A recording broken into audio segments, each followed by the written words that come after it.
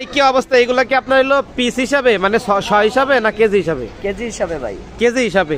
দর্শক আজকে আমরা আসছে হলো গাউসিয়া বিসমিল্লাহ ফলের আড়তে। তো আপনারা দেখতে পাচ্ছেন আজকে হলো পাকা পেঁপের পাইকারি রেট কেমন চলতেছে, তো আজকে আপনাদের দেখাবো। তো চলুন কি পরিমাণ পাকা পেঁপে আমদানি হয়েছে এবং পাকা পেঁপের আজকে কি রেট যাইতেছে আপনাদেরকে দেখাবো। তো দেখতে পাচ্ছেন এই যে এক বড় ভাই আছে আমাদের সাথে, বড় ভাই আমাদেরকে রেট জানাবে। ভাই নাম কি ভাই? আমার নাম ফারুক। ফারুক ভাই।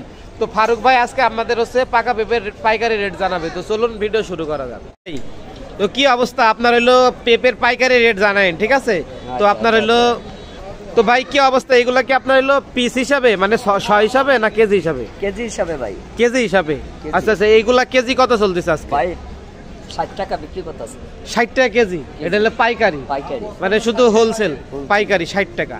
এই যে এগুলা কি এক একগুলো এক এক দাম? একগুলো এক দাম। মানে এই যে এইখানে যেগুলো আছে এগুলো আপনার হলো 60 টাকা কেজি, আর এগুলো হচ্ছে 50। এগুলো হলো 50, আর এইগুলো হচ্ছে 60 টাকা।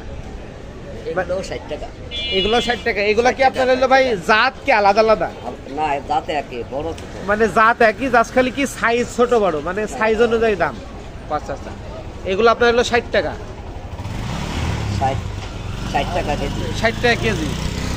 এইগুলো 60 টাকা কেজি। এগুলো হচ্ছে 50। এটা 60 আর এটা হলো 50 টাকা কেজি। আচ্ছা আচ্ছা আচ্ছা। আর এই যে এইগুলা কত ভাই? এটা দাগি, মানে এগুলো একটু মানে সমস্যা আছে, আর সমস্যা আছে। 30 টাকা কেজি বিক্রি করতেছে। মানে 30 টাকা কেজি বিক্রি করতেছে। আচ্ছা, আর এইগুলা দেখতেছি ফ্রেশ কন্ডিশন নাকি? এইগুলা না এগুলো একই একই না? আচ্ছা, এগুলো আপনার 30 টাকা কেজি। ও আচ্ছা আচ্ছা। তো দর্শক দেখতে পাচ্ছেন আপনাদের যাদের হচ্ছে পাইকারি লাগবে শুধুমাত্র হোলসেলের জন্য, আপনারা দেখতে পাচ্ছেন কোয়ান্টিটি বেশ পরিমাণ আছে। আর আপনাদের যারা কোয়ান্টিটি বেশি লাগবে অবশ্যই চলে আসবেন এখানে। আপনারা হচ্ছে শুধুমাত্র হোলসেল বিক্রি করা হয়, আপনারা যারা পাইকারি কিনে খুচরা বিক্রি করবেন তারা আপনারা এখান থেকে নিতে পারবেন। তো অবশ্যই আমি ভিডিও ডিসক্রিপশন বক্সে নাম্বার দিয়ে দিব, তো আপনারা হচ্ছে যোগাযোগ করতে পারবেন। তো ধন্যবাদ সবাইকে।